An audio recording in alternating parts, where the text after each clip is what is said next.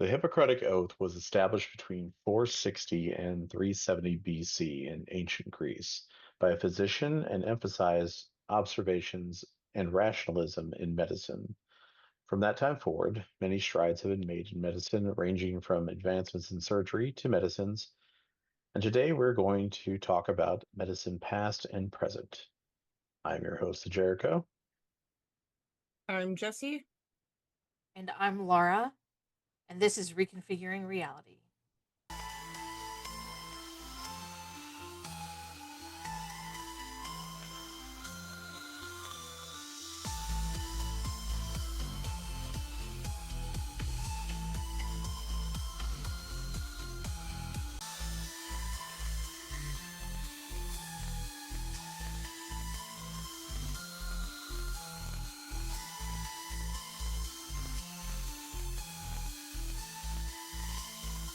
What is the Hippocratic Oath? Do you actually know what they say? Isn't it like admitting, like saying they won't do any harm and stuff like that? Well, it's actually really long. Oh yeah, it's big time long. Historic pledge of medical ethics, originally attributed to the ancient Greek Hippocrates, that outlines a physicians' duties to their patients and profession. Yeah, so pretty much do no harm. These include the principles of medical confidentiality and non-malice. Malefice. I don't know if that's Isn't part of that it. why HIPAA is a thing? I guess. You mean malfeasance? I don't know what you're Oh. reading, so Oh, I'm looking at fucking Wikipedia. Oh God, no. We don't use no quoting Wikipedia here. Wikipedia. Oh goodness. There's like one, two, three, four, five sections of this. Okay, anyhow. Right. So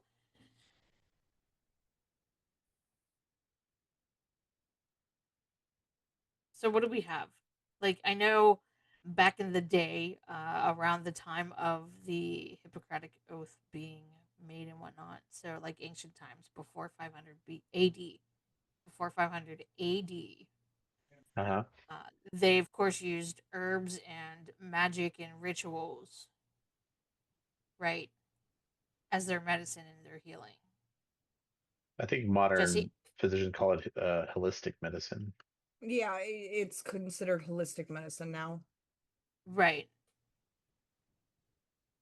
So like they would sit there and use like oh like when you had an upset tummy, they'd make like mint tea Or or willow sore bark tea. yeah, or like if you have a sore throat, you use peppermint or mint tea or spearmint tea to help soothe your throat. They use specific people still use specific herbs for fevers, indigestion, headaches. No, my sister swears by peppermint for headaches, I think. See, I Like swear oils and by stuff. yeah, well, so like when I have a headache, I'll take like Tylenol, of course, but most of the time it doesn't work.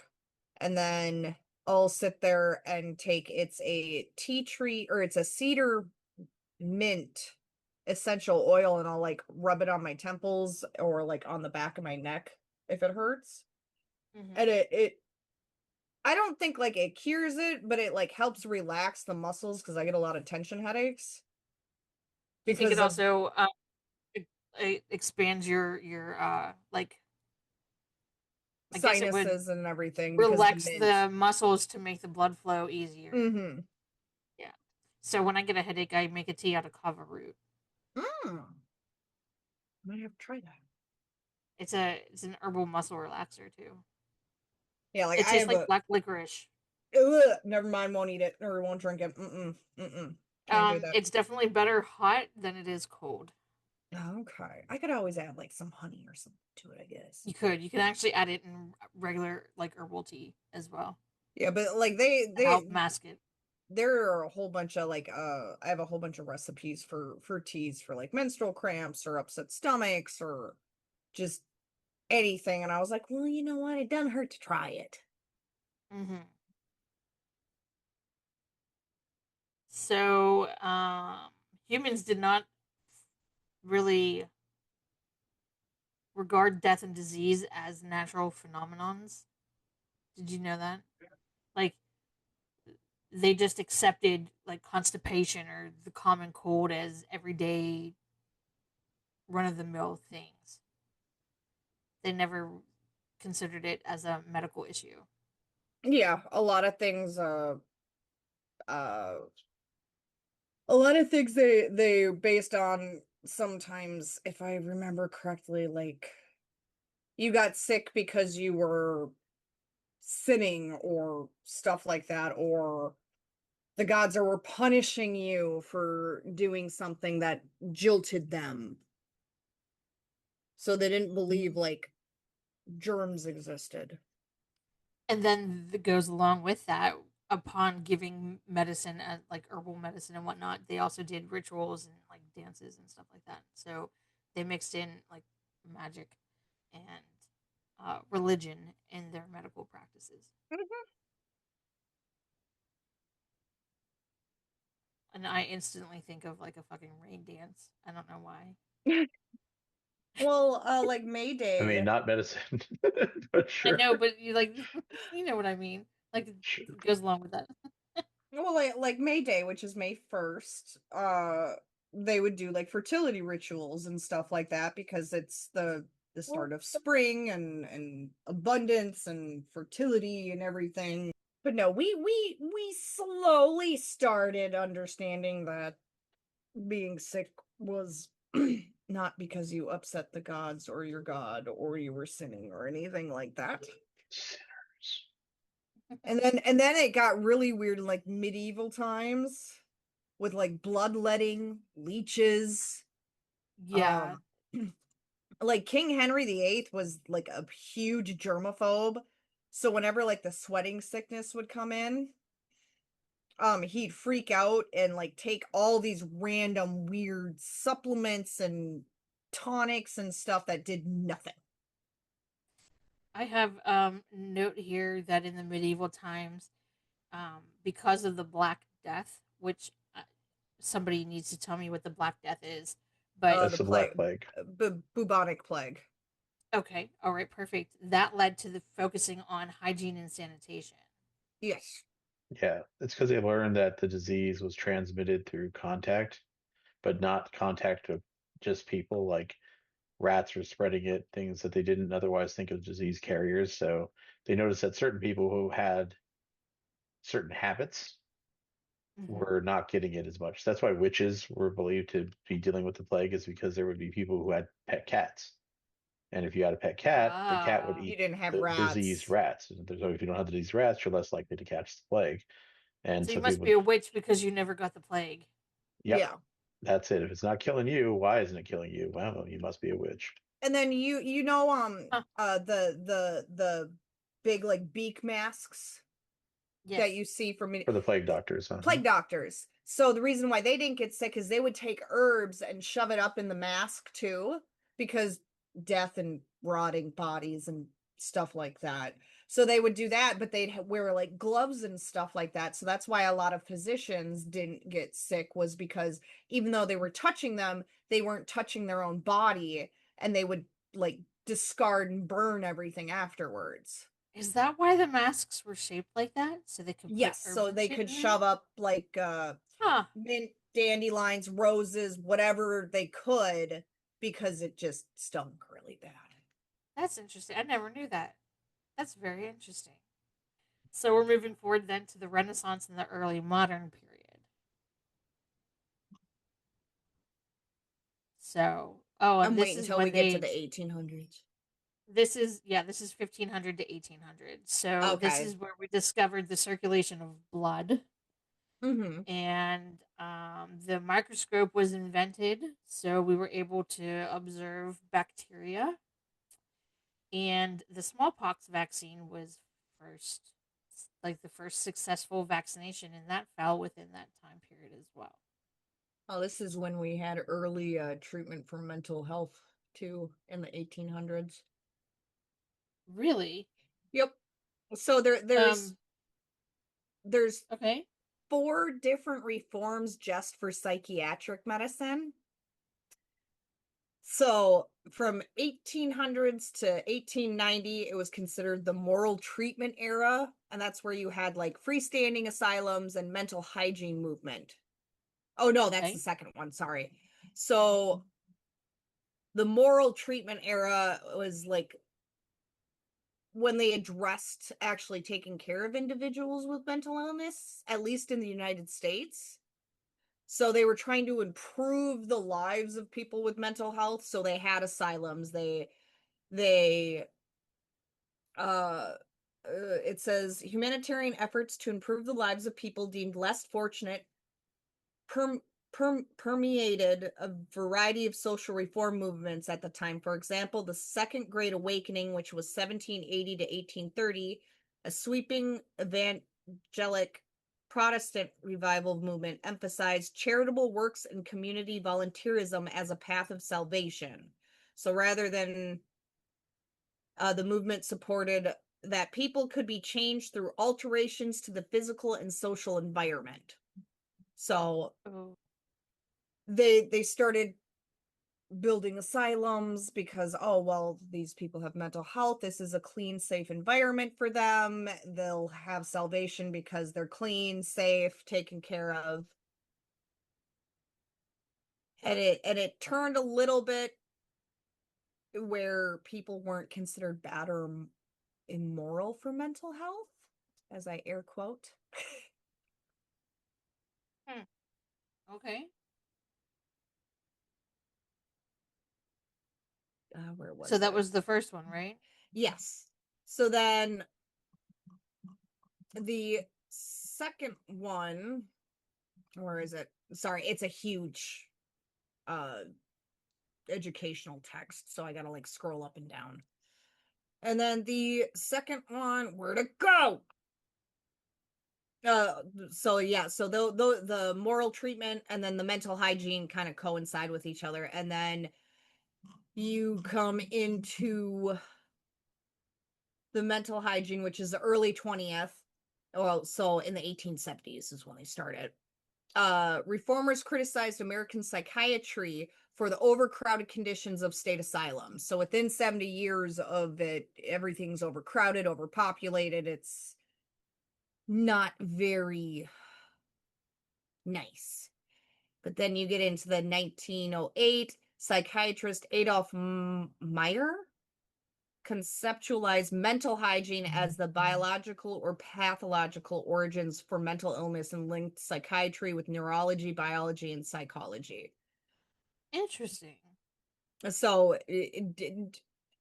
Little over 100 years, they realized that it was biology and stuff like that, not just people being evil. Hmm. But then you have the nice they even used bloodletting and purging for mental health, isolation in asylums. This was interesting to me. Insulin coma therapy. Oh. When did lobotomies become a thing? Uh, they were uh this now obsolete treatment won the Nobel Prize in Psychology and Medicine in 1949. It was designed to disrupt the circuits of the brain, but came with serious risks. It was popular in the 40s and 50s. So, so the 20th century. Yes, but this Eh, insulin coma was introduced in 1927 and continued until the 1960s. In insulin Damn. coma therapy, physicians deliberately put the patient into a low blood sugar coma because they believed large fluctuations of insulin levels could alter how the brain functioned. They could last 1 to 4 hours. They'd lose consciousness after their blood sugar fell. Risk included prolonged coma, and the mortality rate varied between 1 and 10%. That would suck. Electroconvulsive therapy was later introduced as a safer alternative. Okay. Let's go back real quick to the 19th century though, Okay. because in regular medicine, I'm not saying that it's more important than Oh mental no. health medicine, but um, germ therapy, or no, I'm sorry, germ theory of disease and vaccines were developed for anthrax and rabies in the 19th century. Um, Okay, dumb question. Antiseptic 19th surgery. century is 1800s, right? Okay, If I so remember this correctly. this scientist that established all this and developed vaccines and all that was alive from 1822 to 1895. Okay, so I was right. Sorry, I just couldn't Yeah, so remember. 1800s. I think the way you determine the century is if it's 19th century, that means it's 1800s. Yeah, okay. So 20th century is 1900s. So X-rays were also discovered in the 19th century, which I didn't know that. That's pretty cool. Well, And wait, then when the was 20th. penicillin invented? Because that was an accident. They like totally didn't mean to even invent that. When was penicillin? Oh, the 20th century, actually. I'm Okay. looking at it. Antibiotics. Sorry. Antibiotics were discovered in the 20th century. They have on here streptomycin and penicillin. Wait, so So before the 1900s, there was no. God, I really got to do more research in history. yeah, so in the 1800s there was no penicillin that didn't come about. I don't know what year. I'm sure we could do a quick search. Um, what year was penicillin discovered?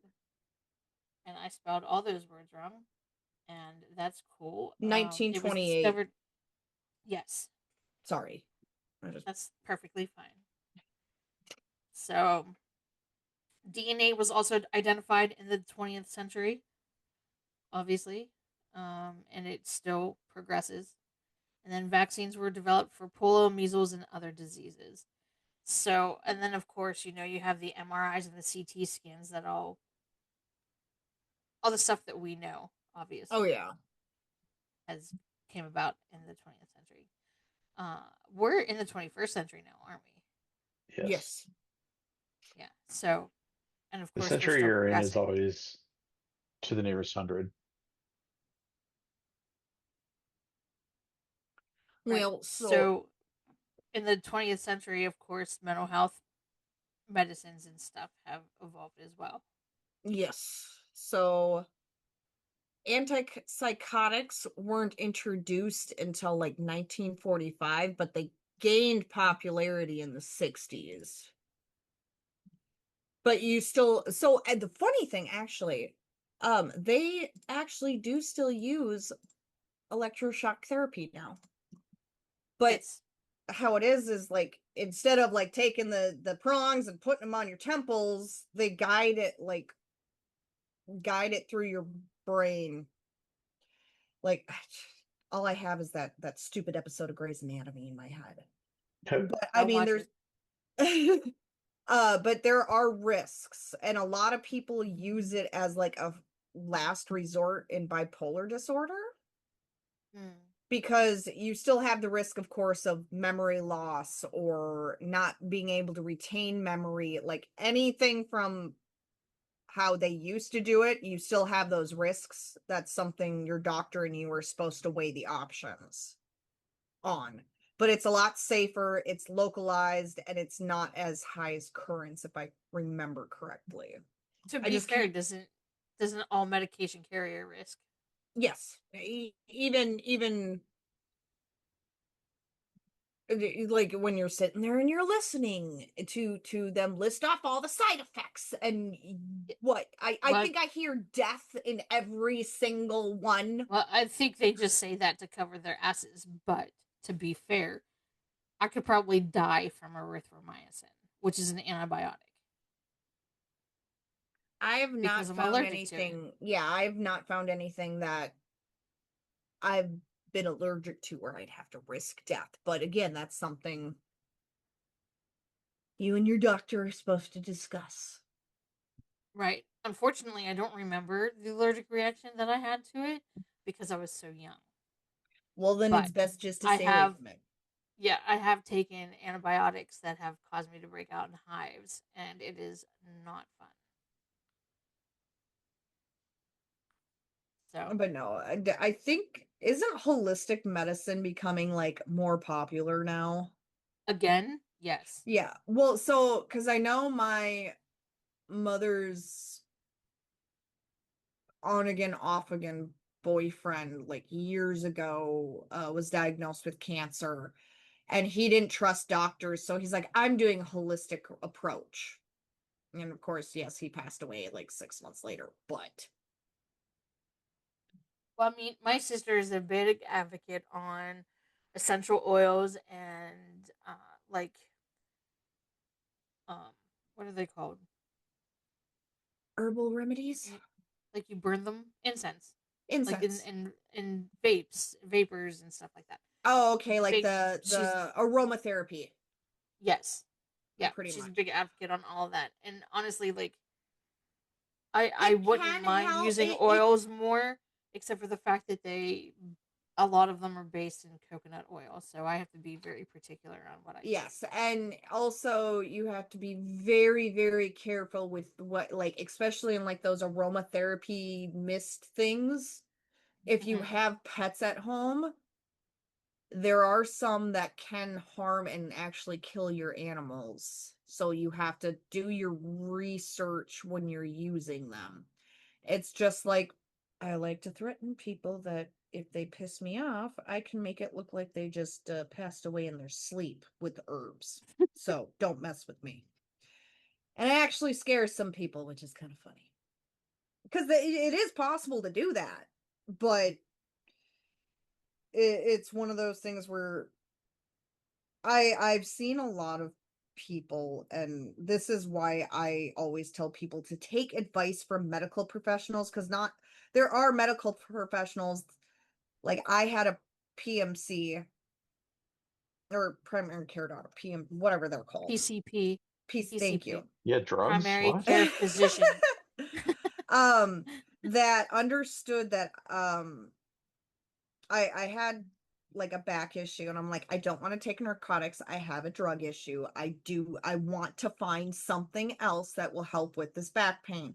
So we went through every alternative while we found when I found out after I moved back home, it was a mental thing. So nothing was going to work no matter what. There was actually nothing physically wrong with me. But you can find a doctor that will listen to you and be like, look, I don't want to use this. I don't want to use that. And they will try and find holistic alternatives. But do not get your advice from like people on TikTok, because I saw people sitting there and promoting using very poisonous herbs if ingested to people for medical Jeez. things. And I'm And just like, no, no, no, no, and no, no, people, no. let's get off of WebMD, right? Like Yes, no, WebMD WebMD is is so not your friend. dangerous.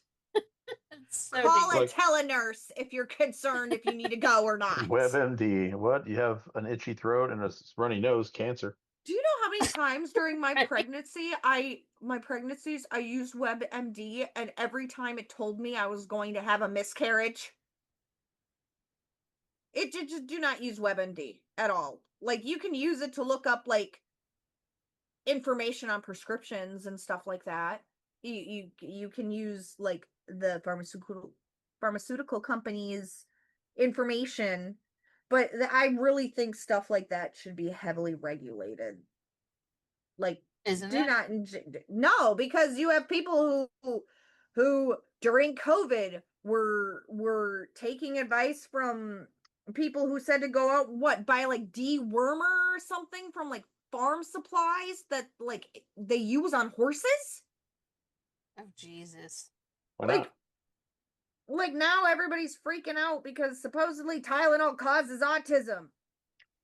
Tylenol does not cause autism, people. Autism was first diagnosed in 1908, 1911. Tylenol was not invented until 1954. Well, the thing is, with all that kind of stuff, it's standard, like mass hysteria, basically. Yeah, and The it's internet tells you going to something and everybody freaks out. yes, it's going to harm more people though. I wish people would do the research. I don't understand where people are like vaccines cause Because autism. so okay, on that one. And this is where the scientific community needs to buckle down is there was a gentleman who did a small, very small study that he did the steps and had peer reviews and had it published that showed proof that vaccines cause autism and then was debunked like months later, but the damage was already done. But I mean, isn't autism something you're born with and not Yes, it develop? is genetic. We don't Well, know it's a because things hundred can tamper with genetics. That's where that kind of stuff comes from. It's radiation, right? Like the people who were suffered the bombs in Nagasaki and Hiroshima, many people survived those attacks, but for generations, their bloodline was affected by those genetic mutations.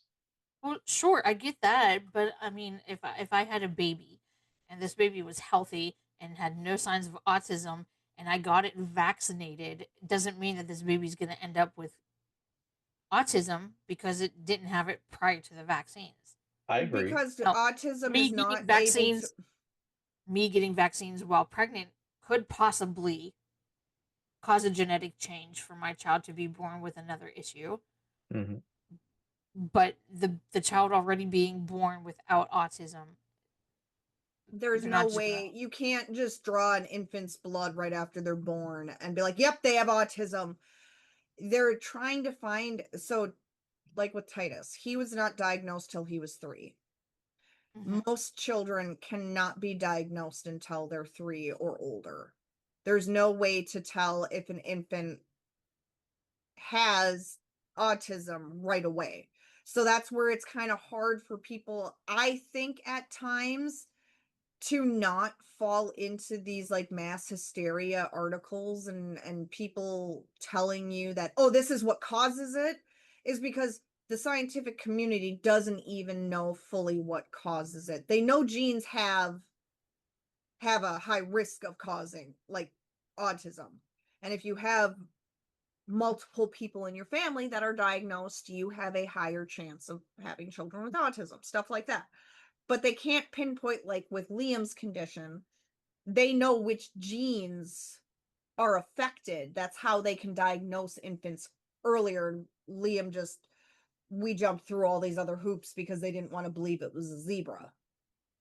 Right. Whereas in autism, they haven't found like, oh, it's this gene sequence or it's this one.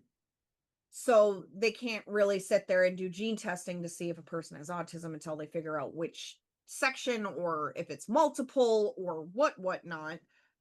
But that's where I feel like it's hard because the Hippocratic Oath says you're supposed to do no harm.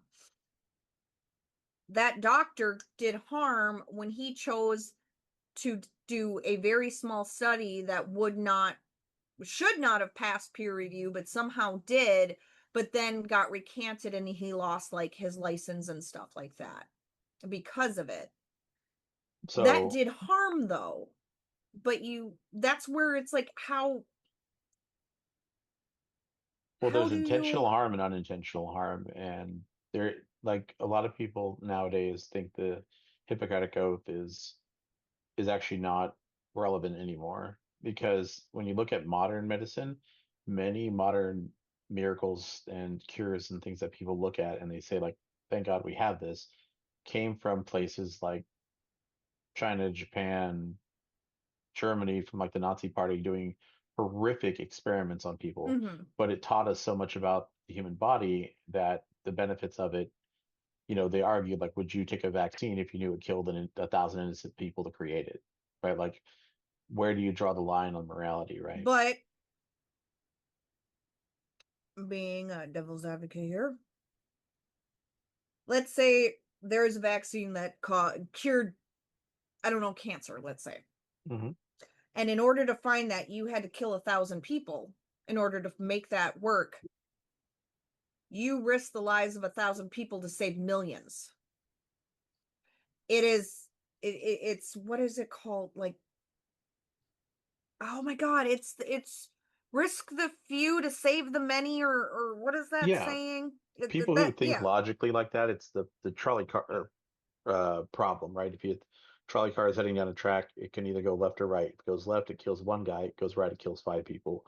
You have your hand on the switch. You can only make it go left or right. You can't choose anything but one direction, right? And then then the idea is that after you make each decision, the problem changes, right? It went from being one person to and five people to a baby and five elderly people. Oh, Some that one's people, easy. Sorry. right? And then what if and then it's baby Hitler and five people. Like there's, you can basically navigate it to show the point that there's bias in all decision making, Yeah. that it really isn't just about straight numbers. But the point I wanted to make was to go back to what Lorelai, she said, you don't understand how people could think these wild things. But I know someone who is absolutely pigheaded when it comes to going to the doctor or taking medicine He's because they talking believe about me. they believe they're And going to me. have violent reactions that they have no basis for, right? They had a reaction to a very specific instance, but now they will refuse to take almost anything, even if they've even taken it before and had no side effects because of this believed, self-induced hysteria. So this is what I'm saying. Like that's why these people make these leaps. It's because they go, well, I can understand that this very complicated thing that I really don't understand is scary. And if someone tells me, hey, it's dangerous, they're like, yeah, that makes perfect sense because every other medication tells you you're going to die as a side effect, right? Hmm. But it's under to give credit to what Jess was saying, there's a lot of research that says yes, 1 out of 8 billion people may die from this medication, but if it saves 6 million lives, isn't It's that worth worth it. the risk of taking it if you're one of those 6 million who need it, right? Um, but the thing about medicine is when you actually break it down most of the time, most of these complicated things and most of these really long words and all this kind of stuff that people get afraid and they think it's really artificial is they're all made from basic materials. It's not as if we take nuclear waste and spin out Tylenol. That's not how it works. And regular everyday things have deadly things in them, but our bodies are meant to handle it. For Hmm. example, bananas are radioactive. What? Yeah, bananas are I didn't radioactive. know that. I Yeah, didn't know that. I'm still going to eat bananas though. They fucking right. good. So apples have enough arsenic inside the seeds to kill you. So do Yeah, I knew cherries. that. And there's many other fruits and vegetables that have similar side effects that can either if you have complicated health issues, right, like say you're diabetic and your immune system is compromised, well, there's about, you know 1,500 different food items in the supermarket that have the chance of putting you in the hospital just because they're basically cultured bacteria. You might also know it as cheese or yogurt. And there are fruit where if you don't eat them at the correct time, they like there's one I can't remember what it's called, but it has like this ingredient in it that what is that, stinging nettle, poison ivy, something like that, poison ivy, where you know how like you get pricked by it and you get all itchy and everything. Well, if you eat this fruit at the wrong time, it can do that. Well, people who have breathing issues because it swells up everything, that could cause an issue for them, but people still eat the fruit. Yeah, there's a fruit that if you eat it when it's not ripe, it has the same sensation as swallowing broken glass. Oh, Oof. wait, does it have like little hexagon pieces that you have to wait for them to fall off and then it's ripe? Because if it is, I I think I think know we're what you're talking. talking about, but that is a fruit like that you're talking about, yeah. Okay, yeah. But it just goes to show, like, and the thing is, people don't really know about nutrition as much as they think they do. For example, Taco Bell has a reputation, right, of giving you the runs all the time, right? If you eat Taco Bell, you're going to be in the bathroom. But the reason why is because like 7 out of the 8 ingredients that they basically make everything out of are diuretics. Yep. So when you're eating that in abundance, you're literally like it's like eating laxatives. That's Well, the it's just reason it like happens, coffee. Coffee's a diuretic, and people are always like, "Why do I always have to go to the bathroom after coffee?" It's a diuretic. Of course, you're right? gonna have to go. but they'll drink their 8 cups of Starbucks pink drink and then, wonder why they painted the porcelain, right? Yep. Like that's kind of what I'm getting at is people will always be biased. And yes, we know our own bodies generally better than the doctor does. They're working off of group information, not individual, but that's why communication is so key between your doctor and you. You need to tell them, like, I don't feel well, and here's what I feel. This is weird, right? With hypochondriacs, it's a problem because they adopt symptoms because of their mental state. But Mm-hmm. like, not everyone is a hypochondriac. Some people need to, if you feel you're not getting the attention you need from your doctor, then you need to pursue a second opinion, a third opinion, whatever it is, until you find the root of the problem. But at the same token, sometimes the simplest answer is the truth, and we don't want to hear it. Someone will be like, "Look, you're overweight and it's causing problems." They go, "It's got to be more than that. I'm feeling weird and fainted and all that." Yeah, because you're obese. If you're obese, you're putting extreme amounts of pressure on your internal organs, and it can cause a host of issues. So yes, you being fat is the problem. Like, just because you're having side effects that to you wouldn't match up with being fat, take it from me. Like, I've been big for the later half of my life, and when I was diagnosed with diabetes, for those out there who are saying, "Who does this guy know?" I ignored it because I had no side effects. I was like, big deal. I'm type 2 diabetic. They're like, well, you have your A1C is like 12 and a half. And I'm like, yeah, it's fine. I don't care. I'll die happy eating tacos. Well, that was true until my skin started to slough off, until I couldn't Oh, heal any longer, until I started getting cramps so bad that my muscles looked like a wild animal was doing donuts underneath my skin. Like, things started going south real quick, and I had to make a wake up call and say, geez, I need to like take my health seriously, right? Now I'm paying the consequences. But it's not because some mystical genetic thing. It's not because I had some Tylenol. It's not because of all these things that people want to attribute it to. It's because I ignored basic things about my own body and the warnings that my doctor gave me. well, it's just like I can't comprehend why people when it comes to vaccines, we've eradicated things like measles, polio because we have vaccines, but yet people don't like we usually down in Minneapolis have measles outbreaks because people don't vaccinate their kids because of cultural or religious reasons. And I was like, it's like, do we force them to? Because wait, my kid, both my boys are vaccinated, but then it dawned on me, a friend of mine, his daughter's not vaccinated because she just finished chemotherapy. She was diagnosed with cancer. She couldn't get her shots and everything.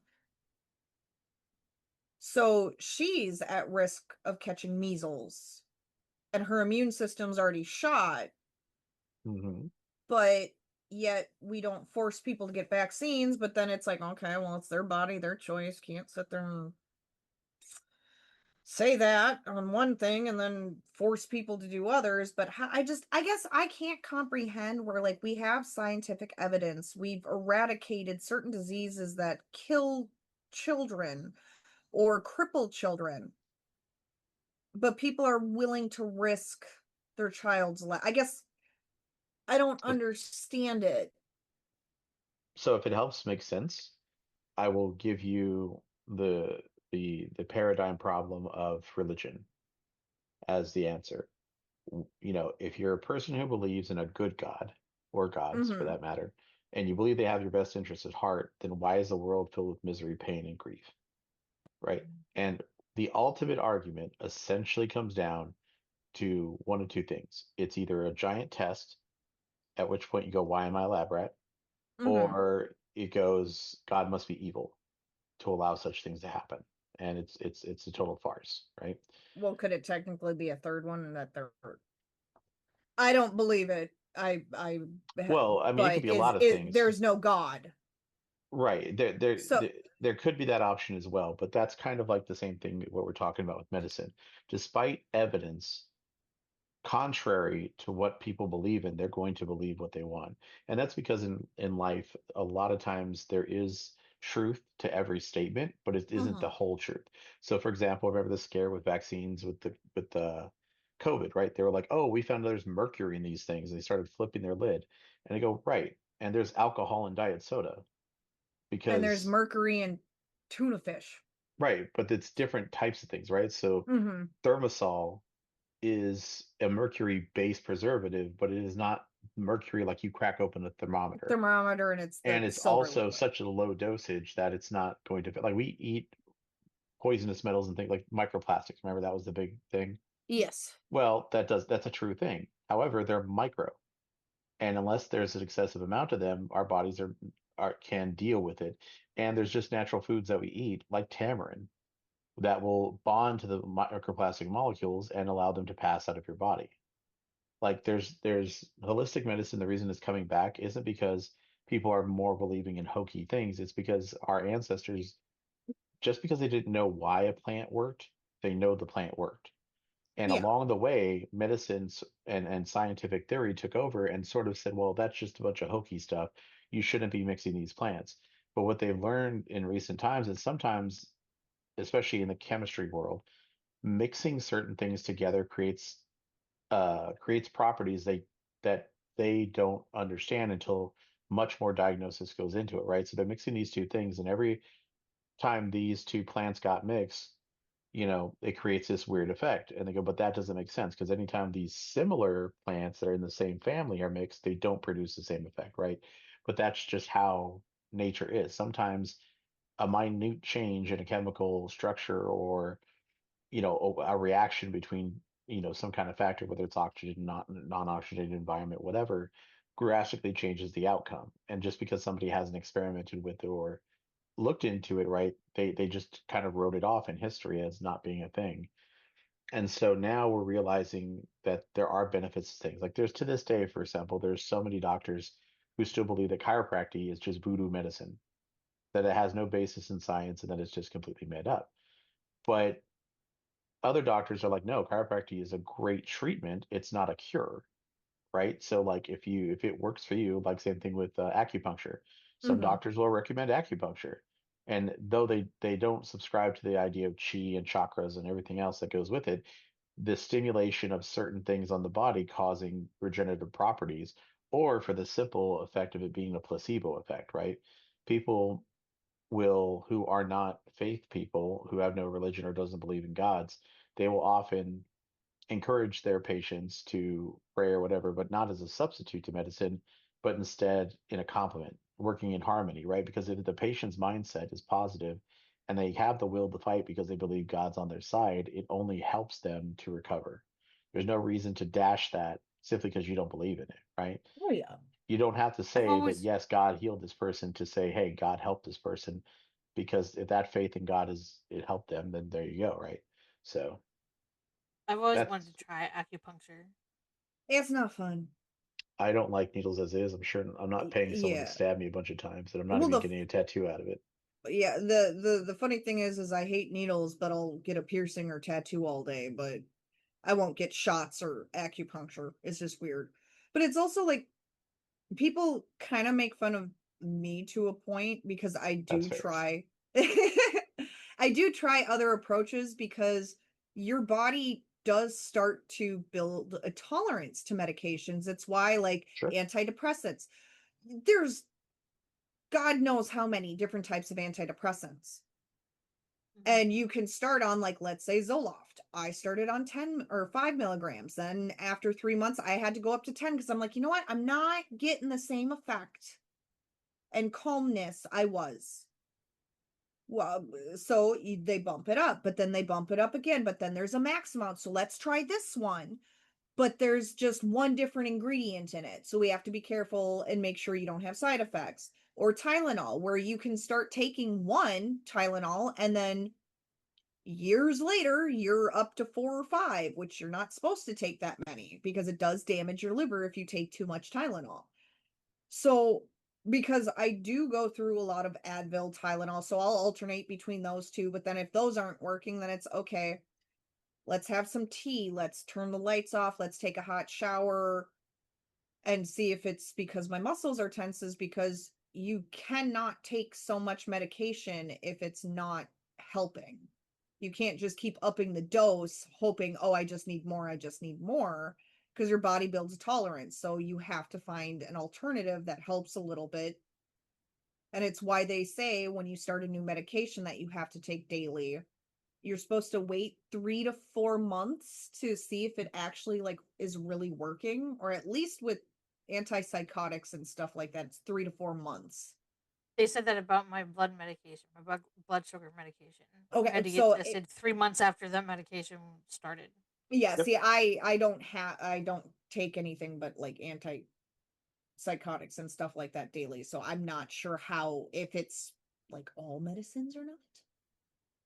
So you're right, and it can be all medicines. So basically, it is not even just tolerance. Body chemistry changes over as you get older with various environmental and internal factors. So even me, right? Like I used to take Claritin. I Hmm. used to get colds and stuff ever since I moved to the Midwest. I was getting colds, sinus infections, ear infections all the time. And I went to the doctor and I was like, I'm dying. And they're just like, you're just having allergies. You're fine. And I'm like, that what? No, I've seen allergies. Allergies, I chew. Ooh, my eyes are itchy. And they're like, not put me in the hospital. And they're like, no, that's still just allergies. And they were like, here, take a Claritin, and that's all you have to do. And it worked for like 3.5 years. All I had to do was take a Claritin. But then I noticed that every time I took Claritin after that time, I actually felt sick. Like not sick to my stomach, but like I felt like I was having it would bring on an allergic reaction almost. Like I would get stuffy nose or itchy and whatever else. And I went to the doctor. I'm like, what's happening? And they're like, oh, that happens sometimes with antihistamine medicines. Just switch to a different one. So then I switched to like Zoloft or some other one. I don't remember the name of it. But Zyrtec, not Zoloft. yeah. Zoloft's an antidepressant. And so once I switched, I was like, okay, and it worked fine. So now I'm taking that. And that just happens. Like, Like going back to like they used to the like just the things they believed that would cure people, like lobotomies, literally like sticking an ice pick Bleaching. into someone's brain. Like we still it do those today. really? I thought Yeah. that was I thought that was like unethical. So the way they were using it made so again it's like this is comes with not understanding things. Sometimes in medicine they would do something and it would work, and they'd do it a couple times and it would work, and then they would just treat that like scientific method, right? Like this is Hmm. such a great cure, and they go, I wonder what other applications lobotomies could have for. So instead of using it for its intended purpose, they just start using it for everything. Oh, got a cold, got low sex drive, your wife talks too much, lobotomy, right? Like that's how that those bad practices started. But there's is instances where it can be helpful. For example, people with severe seizures. If a particular part of your brain is causing it, but it's a crucial portion of that brain, sometimes taking a piece out or damaging that so it's not overacting your nerves can provide relief, right? It's essentially a modern lobotomy. Now, I don't know Mm. uh, like every single instance they use it in. I'm not a doctor, but I've heard it being used. Um, So it's a case by case basis on if it would actually work or not, and not be damaging to the person's rest of their life. yes, and the thing is, the reason why it's pretty much not a normal thing to be used isn't because there isn't some function or even beneficial function from it. The truth behind it is it's a dangerous procedure. You're messing with the brain, right? Every time you hear a story of somebody with their head getting cut in half or something and they're surviving with half a brain, the miracle isn't just because you lost half your brain. It's because so much is not understood about how the brain actually functions. It's most of the time, someone gets stabbed in the head or a nail in the head or something, and all of a sudden they're paralyzed for life, and Or their personality changes right, just some drastically. drastic change happens, right? But then you have somebody who has some absolutely horrific thing happen. They're walking around like it's Tuesday, and they go, "I don't understand how this works," because science would tell us they should be dead, but Hmm. now, um, just it's not a thing. So there is a much better way to go about it now when it comes to dealing with like surgery, basically, right? Because you're it's a how would I put this? In a modern world of surgical precision, a lobotomy in the medicine world is kind of like a club. It solve problems? Sure, but because it's basically raw destructive force, like why would you do that when you could operate, right? in a controlled environment with a team and all this kind of stuff. It's just um it's like what's one that they brought back? Bloodletting, Mm-hmm. right? They hemochromatosis, right? That they're taking out your blood because you have too much iron, right? So, well, that's bloodletting from back in the day when they used to just puncture a hole through someone's skull to let out pressure on the brain. They didn't know that they were doing that. They were letting out bad evil spirits or demons or something, right? But it would sometimes work because people had swelling on the brain and that saved their life, right? So there was once we understood the reasoning behind why this stuff worked, there was much more advanced procedures that they started doing. Um, so it's just old techniques. It's not that they couldn't work. It's just there's a much better way to go about it. But we still do use or have like a progenitor from that original thing. Like if someone's choking and there's no other way to go about it, people perform a tracheotomy to open up the airway. You know. Yeah, because there's something stuck in your throat. Well, we can't get it out, so we're gonna slice the bottom of your throat open so you can breathe. Yep. Well, it's just like I sit there and I look at it like my dad passed away from having a stroke, and they took off part of his skull on one side, and when his brain kept swelling, they're like, okay, well, we're gonna take the other half off too quick and just see what happens and everything. But then you hear of other people, they do the same thing and they survive, but yet it medicine doesn't make sense. Like my brain can't comprehend it. It's why I never like ever dreamed of going into medicine like some people do. Because to me, it's like a crapshoot. Because one thing can work for one person, and a person who comes in with identical things, the treatment doesn't work for them. It's just like it's part of the reason why they do uh what are they called? Human testing, I guess, or oh my god, trials. Is it like Human animal testing? testing and Animal oh I testing on humans. well no most science most medicine starts on like lab rats Yeah, I know. and then it moves to human testing, but yet it's like okay, well you have a study of let's say 100 people and 70 people survive, but why didn't those 30 people die? Like me, I would have to sit there and figure out why it worked for those 70 people, but why it didn't work for those 30. I mean, because a lot of people don't like the idea of like doing trials, but again, you run into the thing of, well, you lost 30 people in this trial, but you saved millions. So it was worth it in the end because you're saving more people than the amount of people you harmed, I guess is how I look at it. Because otherwise we wouldn't sit there and have things like retroviral medication for AIDS patients or HIV, one of the two. I can't remember who uses those. But the taboo and the stigma of that, Jesus. The way people treated people with AIDS then now total like 180 in my well, I guess I shouldn't say that because some people are still have that negative stigma of if they touch you, you'll get AIDS, you'll get HIV when science has proven it's not transferred that way. And of course, medicine is still ever evolving. Oh yeah.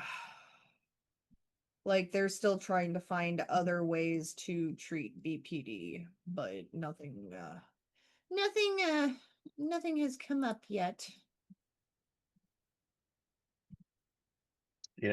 Speaking of so the things you were talking about, Jess, I was thinking about it, and there's holistic options for dealing with stress and mental issues and anxiety and depression. Yeah, it's called THC. That is definitely one way for some. No, I've gotten a little better. I still have my rough days. Like I've had a lot of rough days lately, but I'm being more honest with people when I'm having a rough time, and just I feel like having people to talk to and just be like, "Hey, I'm having a really rough time. This is what I'm struggling with." I don't spiral as bad, but as soon as I get health insurance, I'm going back to therapy and back on my meds, because as bad as I hate the fact that I have to take meds every day, they helped. I've always wanted to be able to like not have to do it, but I've come to the reality that it's what's best for me and everybody around me. And sometimes it takes 30 some years to come to that conclusion. I'm hoping, because it's still the negative stigma of people with BPD when they actually ask for mental health help and be like, hey, I need a grippy sock vacation, and it's, oh, you're just looking for attention. I'm really hoping soon the rest of the world and of medicine will realize it's not people like attention seeking. Well, I think the hardest problem is it's the same battle that all medicine and people who practice medicine face, right? It's how do you know without knowing? Mm-hmm. Like so many people in the ER, you have somebody coming in screaming and hollering about being in excruciating pain that you try to make them feel better because they won't stop screaming bloody murder. Now, if you're a veteran doctor, all of your instincts might tell you that this person is just a drug addict, that all they want is the pain meds, right? But they know that if they are wrong and they don't give that person the attention they need, then they can be sued into the ground, malpractice, lose their entire livelihood, never practice medicine again. So they may willingly give what they believe in their hearts to be a drug addict drugs because it's not worth the risk, the 1 in a million chance that they're wrong, Yeah, right? and I believe technically what doctors are supposed to do is they still administer the pain medication, but if they believe they're drug seeking, they offer drug rehabilitation and stuff like that is how they're supposed to go about it technically. But Oh yeah. there are signs, because if you're in pain, your heart rate's going to be elevated, your blood pressure is going to be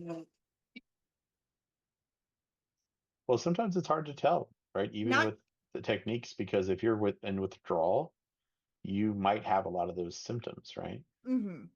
Or some people just force it upon themselves. They'll literally injure themselves to get the pain medicine, right? They'll Oh just yeah, I couldn't. break an ankle or a finger or. Well, I think that's going to be it for today's podcast. Oh, tease. Like, subscribe, share, comment. Come back and listen to our next podcast. We're coming up Yes. on spooky season, so they should be fun.